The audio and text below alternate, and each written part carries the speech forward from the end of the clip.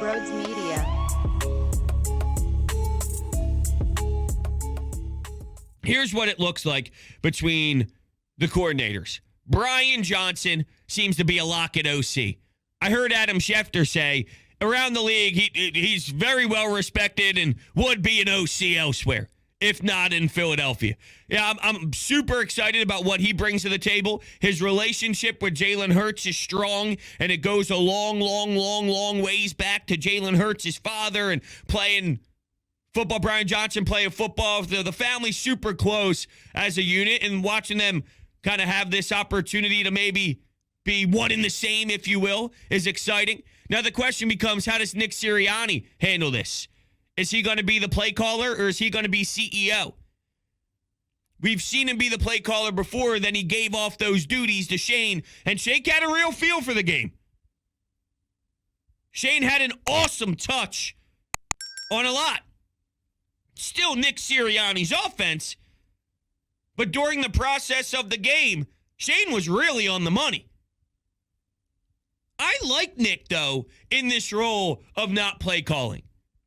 Is Brian Johnson ready for that right off the rip? Is there an adjustment period where he gets a portion of it? Like, hey, you're going to focus on this side. You can do certain things, red zone, just things like that. Or it's, hey, this is it, baby. You get the full experience. Let's have at it. I'm cool with either one, but seriously, I like Nick Sirianni just kind of overseeing everything. And whoever your OC is, you trust. So that's just one of the questions that we're going to look at. And it seems it's a slam dunk, by the way. It seems that's the obvious no-brainer lock, is Brian Johnson at OC. What about the defensive coordinator, though? That gets a little bit more tricky. It seems the Eagles' D-back coach, Denard Wilson, is one name that's constantly flown out there. He does the defensive pass game coordinator stuff. And I read an interesting piece on The Athletic. Zach Berman wrote it about what Denard Wilson did in the past in other organizations. And it seems a lot of those mocked Jim Schwartz's style more than Jonathan Gannon's style. The difference, though, is you're now in a spot where Jonathan Gannon was right here, right now. So was that just because of what those franchises were running at the time? You know what I'm saying? Like, hey, we are in a model right now currently with Gannon.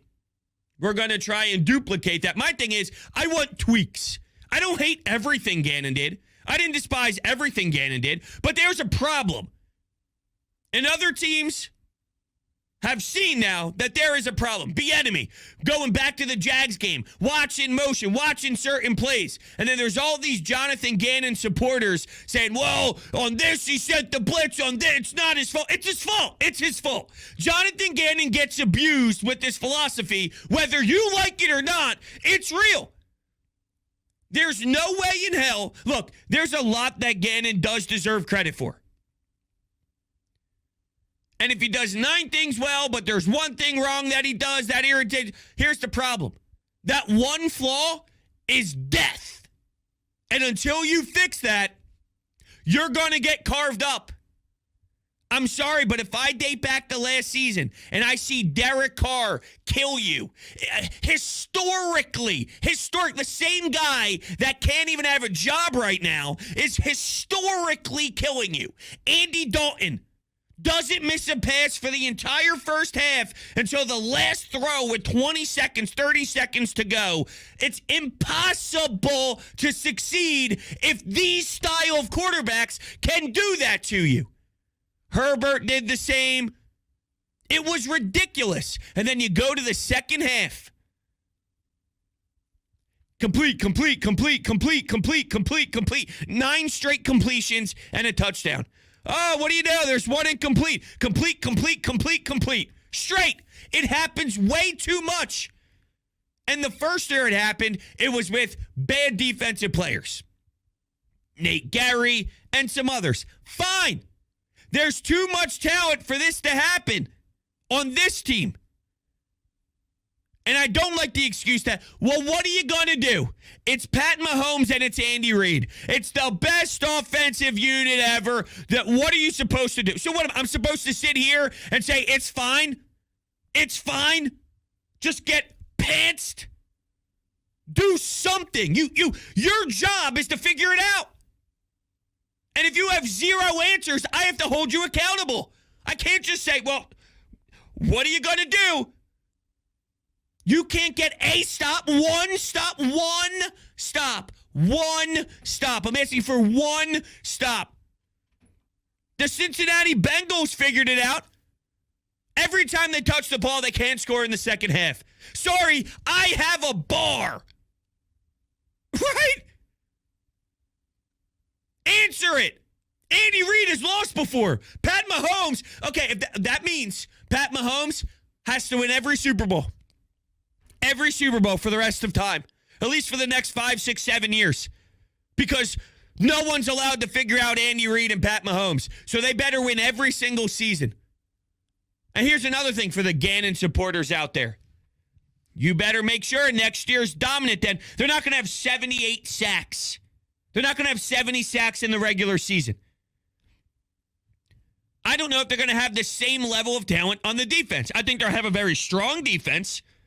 I think they'll have a good defense. But if you swap Gannon with a different DC this year, I still think you're doing special things. My point is, you got to move the radar with what that roster is. You don't see Hargrave, BG, all these players with double-digit sacks. And that was a big part of it. Yeah, talent matters. I thought that they would be able to win more matchups in the trenches alone. Not just the Jonathan Gannon thing, a player thing. The field being an issue, guys slipping, Josh Sweat, guys falling on the ground, Reddick falling on the ground. Yeah, I think that hurt them. Not why they lost. Every time I think of reasons why they lost, special teams or the fumble by Jalen Hurts, I go back to JG not even being close just at all. Schematically. Crushed. That's what I keep thinking about.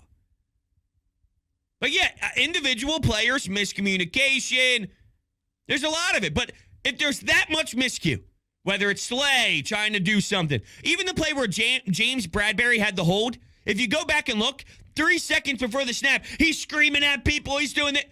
Well, if all these plays, you're talking about miscue and this and that, doesn't that reflect the preparation?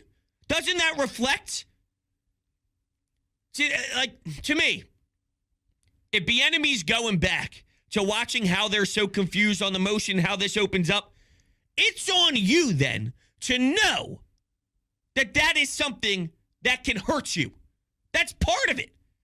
All right, we run this scheme, X, Y, and Z, right there. That's why we're going to do good. But because we do X, Y, and Z, G and H might become available. Well, you need to be aware of that. That's something that needs to be known.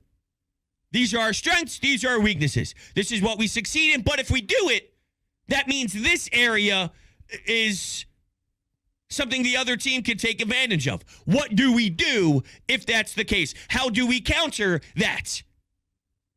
They had zero answers. It's a lot of talent on this football team. I find it hard to believe that every single possession, that's not the bar for me. I'm sorry. If it's every possession, it's more than just the player sucked that day.